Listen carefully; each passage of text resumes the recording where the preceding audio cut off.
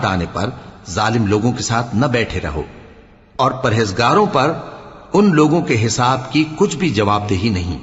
ہاں نصیحت تاکہ وہ بھی پرہیزگار ہوں۔ اور جن لوگوں نے اپنے دین کو کھیل اور تماشا بنا رکھا ہے اور دنیا کی زندگی نے ان کو دھوکے میں ڈال رکھا ہے، ان سے کچھ کام نہ رکھو،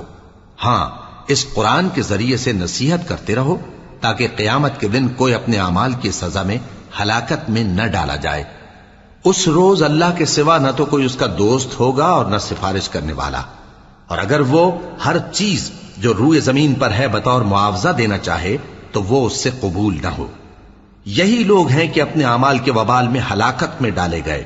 سو ان کے لیے پینے کو کھولتا ہوا پانی اور دکھ دینے والا عذاب ہے، اس لیے کہ کفر کرتے تھے۔ کہو